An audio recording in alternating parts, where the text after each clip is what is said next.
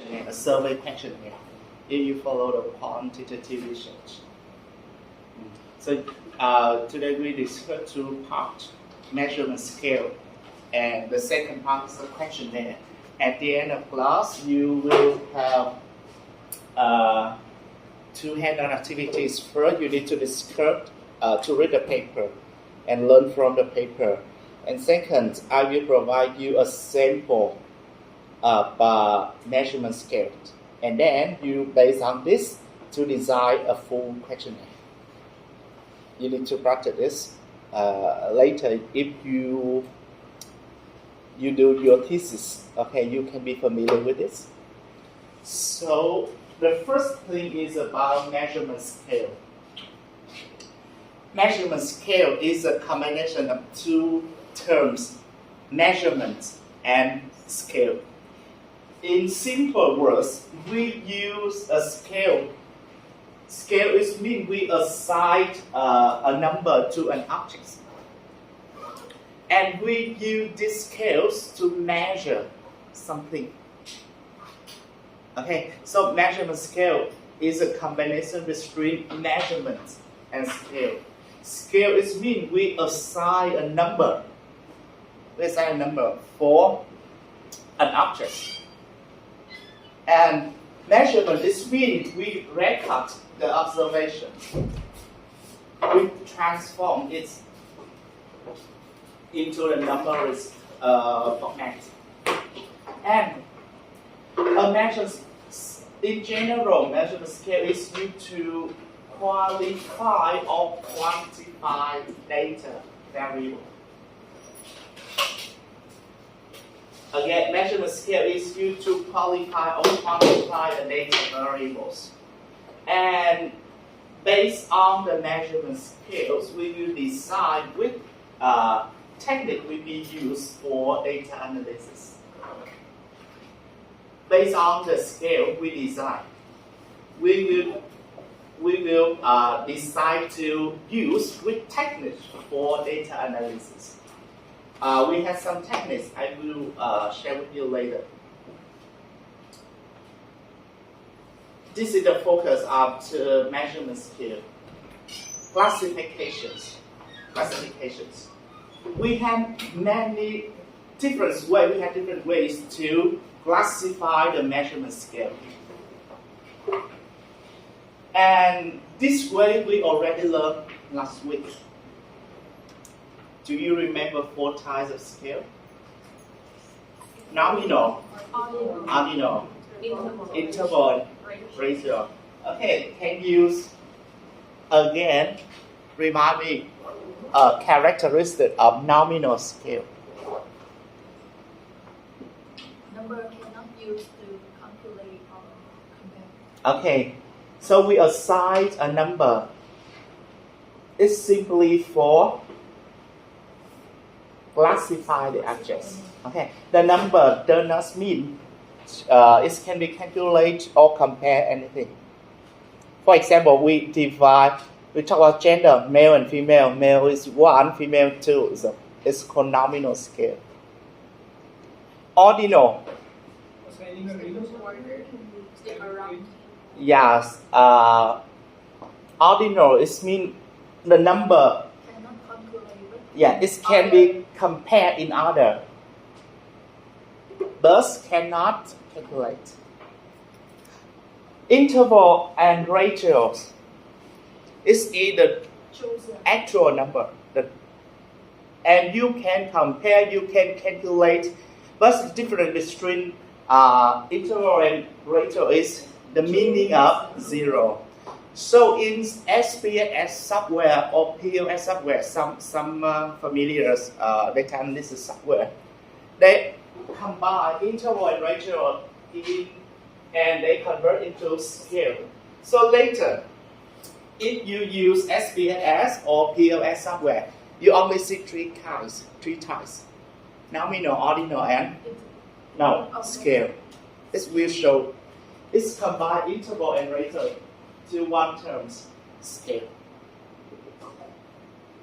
And the first step when you input data, you need to assign. It means you need to identify the time measurement scale. Okay, so it's a comparison between nominal, ordinal, and scale. Nominal, again, name variable. It's just to name variable to classify the variable. Ordinal, name and also order.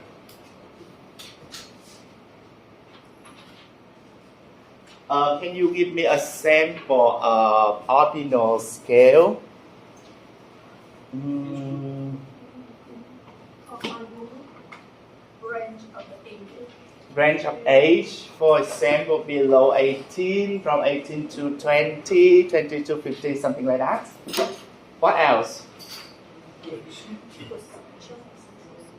Job positions, educational background, Range of salary. salary, yes, the range of salary. Okay. So for scale, it's very easy. If you see an actual number to measure something, it's for scale. So this is the first classification of measurement scale. The second classifications, multiple choice and single response scale. Okay, be careful. For some type of questions, you need to let the respondent to choose more than one option. So it's called multiple choice scale. For example, you ask the respondent, what newspaper do you read most often for financial news? So you list 1, 2, 3, 4 types. So for this question, the respondent can choose more than one option. Most often, they can maybe choose the first one or the second one. They may choose the first one and the fourth one. And they may choose other. If you use the word others, please ask respondent to specify.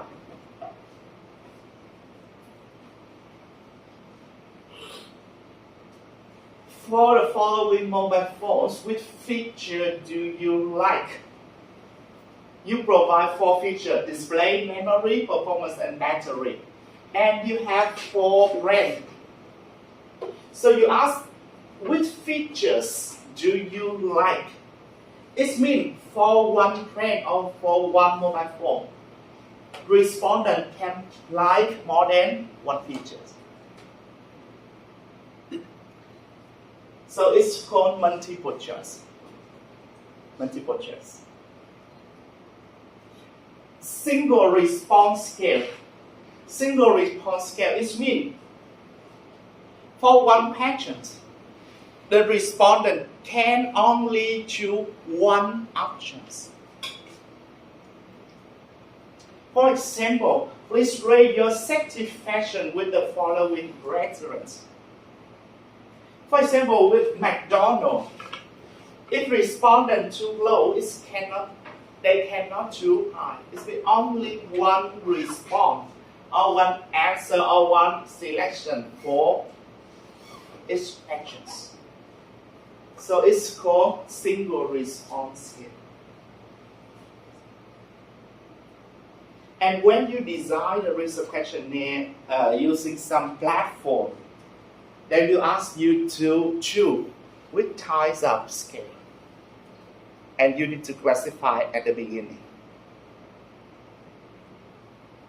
And that is it. Likert scale. Right? Most of students, when do survey, you will use Likert scale to measure variable. So Likert scale is developed by a researcher named Francis Likert. It's used in social child research to measure people's evaluation toward an object. Have you had experience of doing survey and respondent give you some statement or ask you evaluation from 1, 2, 3, 4, 5. 1 is totally disagree, and 5 is totally agree. So Likert scale is use some points, maybe range from 1 to 5, 1 to 7, 1 to 9, to ask the respondent evaluation or attitude towards objects. It's often used to ask the respondent to agree or disagree with each statement. Here are example of Likert scale. You can use Likert scale in different form. For example, you ask about satisfactions. Okay, please provide the level that you satisfy with something. So you range from 1 to 5. 1 is very dissatisfied. 2 is dissatisfied. 3 is it's been balanced. Okay. Right. 4 is satisfied and 5 is very satisfied. It's called Likert scale. Likert scale. So when you classify into normal, order, or nominate, ordinal, or scale, which types of this? When you use a Likert scale, which types of Likert scale in terms of nominal, ordinal, or interval? Which one? The Likert scales is nominal, ordinal, or interval? Ordinal. It's ordinal. Right?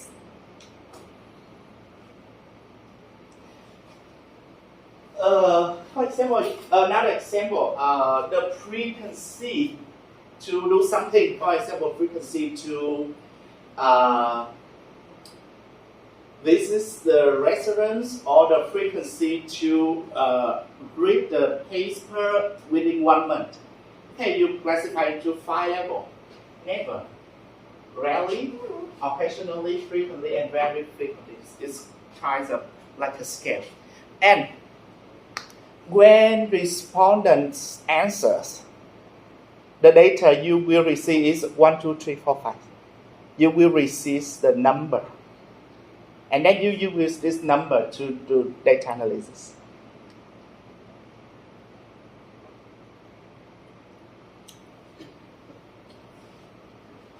It's example of 5-point Likert scale, 5-point.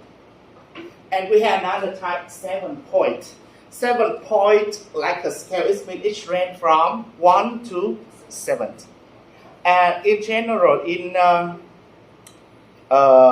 research survey, the researcher usually use 5 scale or 5-point scale or 7-point scale. They don't use 3, they don't use 9, they don't usually use 4 or 6. I will explain later. Okay. So it's a comparison between 5-point scale and 7-point scale. You provide the respondent a statement. This is statement. I think this Likert scale questions is an excellent survey question style. So you provide a statement, and the respondent will select the level they agree or disagree. So for the 5-point scale, strongly agree is number 1. Strongly disagree is number 1. Disagree is 2. Neutral is 3. Agree 4, and strongly agree 5. But for the 7-point Likert scale, you divide into 7 levels. Number 1 is strongly disagree. Number 2, disagree. But number 3, somewhat disagree. It's higher than disagree, but it's lower than neutral. So 4 in the center. So number 5 somewhat agree. 6 agree and 7 is strong agree. Strongly agree.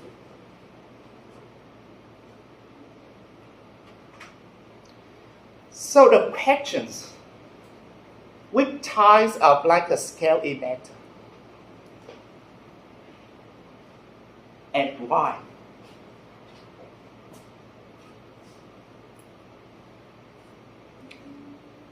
Maybe 7 point. Who think the 5-point Likert scale is better? Raise your hand. 1, maybe 2, 3, 4, 5. It's really serious. Okay. Who thinks 7-point Likert scale is better? How about you? Okay, so we talk. Both good. Both good. They have pros and cons. Right, they have pros and cons. So we discuss about the pros and cons of each type Likert scale. The first one is 5-point Likert scale, the pros. It's been advantage of 5-point Likert scale. Short. Is short or is more simple. Yeah. And when you receive this, the respondent may go directly to the answer. This means they will identify that agree or disagree. If they feel disagree, they may choose 1 and 2. And if they agree, they will think about 4 and 5. And the level between strongly disagree or disagree is they will consider. What else?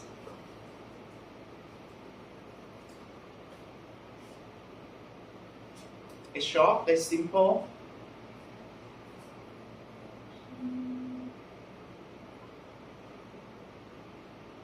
So when you do the analysis, it's maybe easier. Yes, maybe easier for do data analysis, right? So there are 2 significant pros of 5-point Likert scale. But they also have disadvantage. And the advantage of this time will be disadvantage of another time, right? So the disadvantage of 5-point Likert scale. It's not verified. Hmm? It's not clear or verified to choose. Yes, it's not clear. Okay, think about it. Sometimes you will consider disagree or neutral. You don't feel disagree, but you don't think it's neutral. So that's why we have the level somewhat. So for the 7-point Likert scale, is more. It's provide a respondent with more options. And the data you collected compared to the 5-point Likert scale is more reliable. Because the respondent, they provide more exact the feeling of the realism. But disadvantage, it seems a little complicated, right? And sometimes the respondent, they don't know exactly what they will choose. Because it's very difficult for respondent to differentiate between somewhat agree or strongly agree. It's you provide 7 points, so it's more complicated for the respondent. But after you get the data, you will know compared to 5-point Likert scale, level of the tree is more clear. It's more clear. So when you do the survey and using 5 point, you use the Likert scale, you can choose between 5 points or 7 points. But when you select, you need to explain. You can choose 5 point Likert scale. And then you explain why you use 5 point Likert scale. And if you choose 7 point Likert scale, you also need to explain why you use 5 point Likert scale. So is it okay to use both? No. You can only choose between 5 point or 7 points.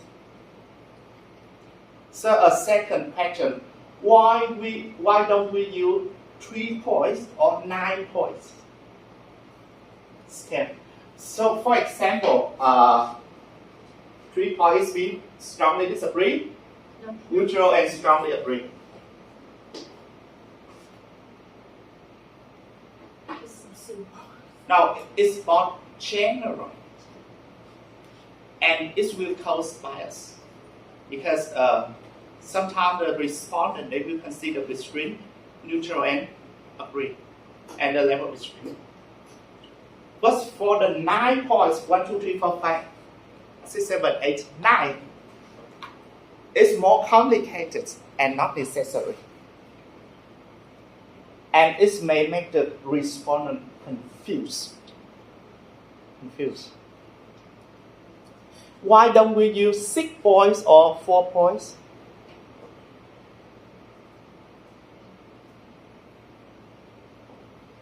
Because then there's no option to be precisely balanced in the middle. Yes, because 4 point or 6 point don't have the options. The center is balanced.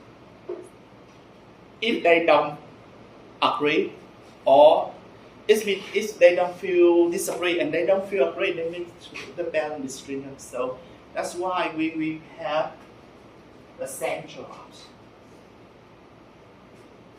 But the disadvantage would be if they don't know how to answer, they normally tend to stay in the middle and say, okay, I'm balanced, it's equal for me. And if they don't have the option, then maybe they tend to think more on Yes. questions. And because in one survey question, then maybe we use. I will talk about this later. I will talk about the question that is later. So I provide you some pros and cons of 5 7 point scale. And we talk about Likert scale because right now the Likert scale receive many criticism from the scholar in the academic world. We talk about the Likert scale in general. When we use Likert scale, it's very easy for you to administer and analyze. Very easy because the respondent may choose 1, 2, 3, 4, 5. They don't need to fill. They don't need to write more. They just click, and select. And have reduced bias by offering a range of options. Instead of you ask them, do you agree or disagree? Or if you are, okay, do you agree with this statement? Yes or no? So you only have 2 options, yes or no. But you provide a Likert scale. This means the respondent can rate. And this will help reduce the bias.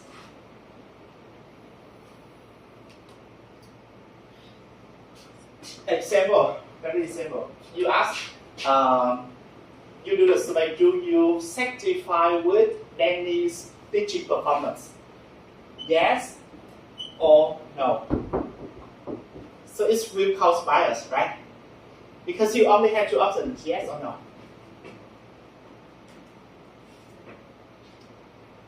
But we change to Likert scale. Please raise your satisfaction level with Danny's teaching performance. 1, 2, 3, 4, 5. This is strongly disagree. and 5 is strongly agree. So you have 5 options.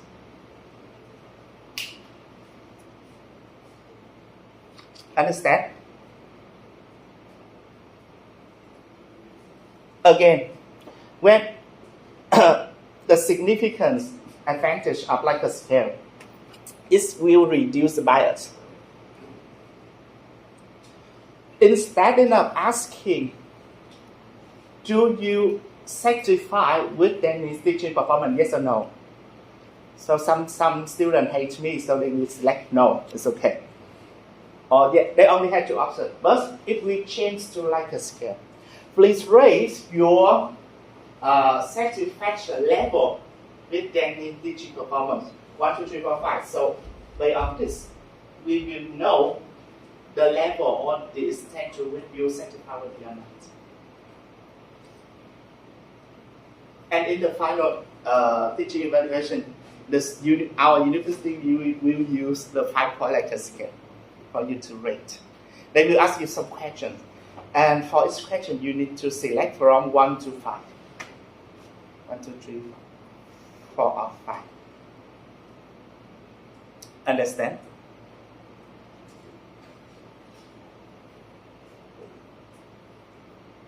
And as a teacher, every teacher will hope to receive 4 and 5. No one hope to receive 1 or 2. Okay, so it's very easy example of 5-point Likert scale, the Likert scale. But they have many disadvantages. They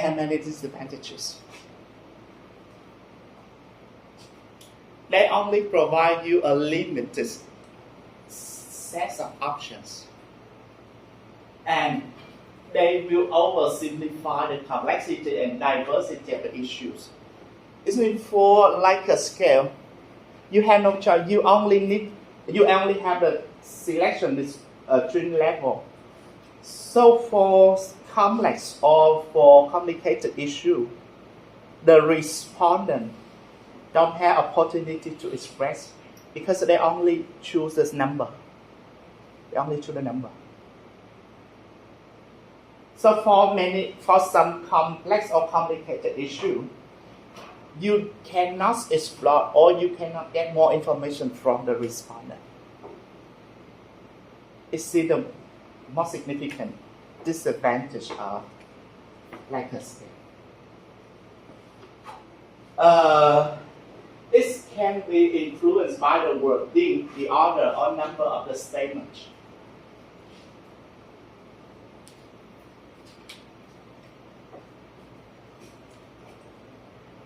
For some patches or for some statements, if you change the order of the words, or maybe you use the passive voice, or maybe you change the tense, or you change the words, or you change the order to direct the respondent to the answer that you want. So it may cause bias.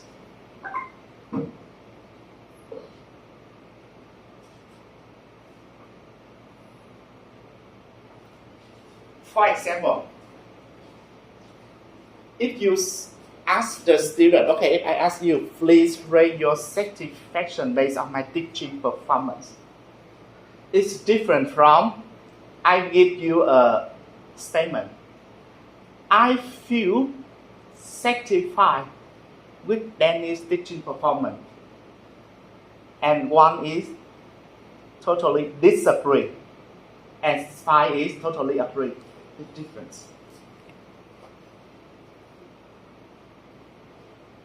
Again, I will give you the first statement.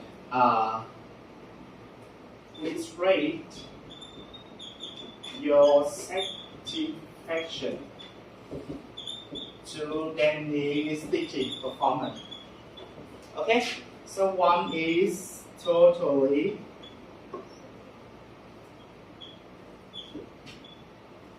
dissatisfied, and 5 is